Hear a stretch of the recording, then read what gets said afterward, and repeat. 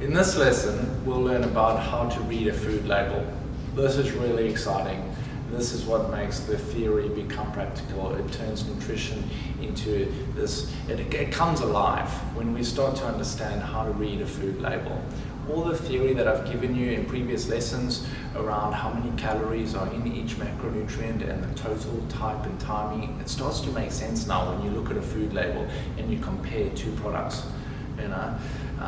You should be able now to confidently, after this lesson, walk down your grocery aisles and be able to go, okay, well, on my plan, Mark's recommended this brand of yogurt and this brand of cereal, etc., but why has he done that? Let's compare it to another brand of yogurt or cereal that I really like. Can we make a comparison and see why I've chosen this one?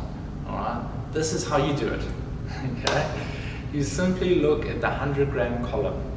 Every food label has a 100-gram column. That's where you make your comparison between the two products. The serving size column differs in every product, so it can get confusing to make a good comparison. Right? You might not be able to know because one serving size is 60 grams, another one is 80 grams, another one's 120 grams, the serving that they've suggested. So it's hard to compare which is the better product, but everyone has a 100-gram column. So that's point number one. Look in your 100-gram column. Now, what are you going to look for when you look at a label? Some of them become really confusing. There's actually too much on there, to be honest.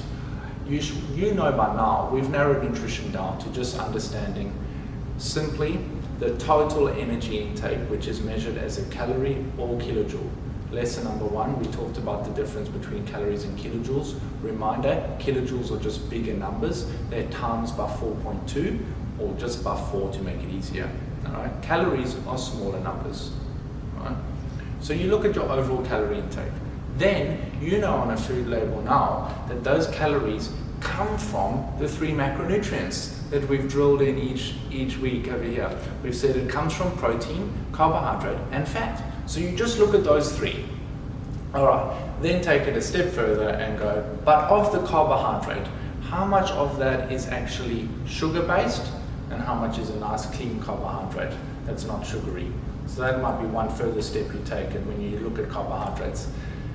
If you want to go even further, then you can look at the type of fat and you can say, because some labels will split it up and say, well, there's this many grams of fat, but the saturated component is so much and the unsaturated healthy component is so much.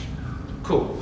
So you've picked up 2 yogurt brands and you look in the 100-gram column, which one has more calories? Great. You'd like to potentially be choosing the one that's a lower in calorie because it might be a little bit lower than on your, overall daily calorie intake, which can help restrict against, fat growth. So, and keeping you nice and lean. So you look at your overall calorie number, but I've said more important than the calorie number is where the calories come from. So we look at the protein number. The higher the protein, the better. Then you look at the sugar and the fat. Cool, so find sugar under carbohydrate. How much sugar is in it? The lower the sugar, the better. Then find fat, overall fat. The lower the fat, the better. Remember, this is mostly in line with us that have the goal of staying lean, fit and healthy, all right, and preventing any diseases through health. Cool. If your goal is mostly to be actually growing in size and more energy performance focused, then it's a little bit different to the majority of us and we might not be as fixated on keeping that sugar down or keeping the fat down. But we're talking on the majority over here, staying in a nice, lean, healthy weight bracket. All right? And therefore, we'd like to go low sugar, low fat, but high protein. So, what do you look for in the 100-gram column for sugar? My recommendation is, and this is in line with the Dietitians Association of Australia, DAA, we look for the sugar to be less than 10 grams of sugar per 100 gram. That's awesome. That just makes life so easy. You look at a nutrition panel now, you look at sugar. Is the product less than 10 grams of sugar in the 100-gram column? Pretty achievable. Depends on the food group that you're looking at. A lot of the time it's quite achievable. All right, what about the fats? recommendation from DAA for fats is less than 5 grams of fat per 100 gram. So you look at your 100 gram column, fats, less than 5 grams of fat per 100 gram, great product. Again, mostly quite easy to achieve, but you will find in some full cream dairy products, very hard to achieve that, where the fat will be too high.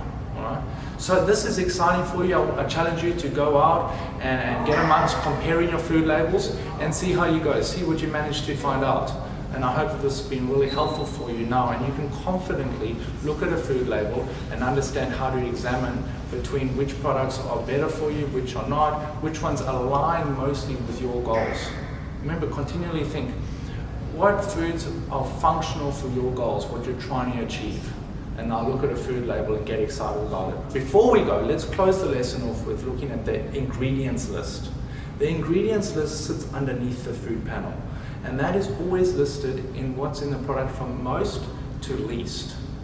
What ingredients are in there from most to least? So if sugar is one of your first ingredients, that's obviously not great. If something like butter or high fat is one of your first ingredients, not great. You got to look at what's listed from most to least in your ingredients column or ingredients, and that will also just help you decipher whether you're picking the right product or not. Very exciting, pretty easy. I hope that we've simplified food label reading. We'll talk to you more in future lessons.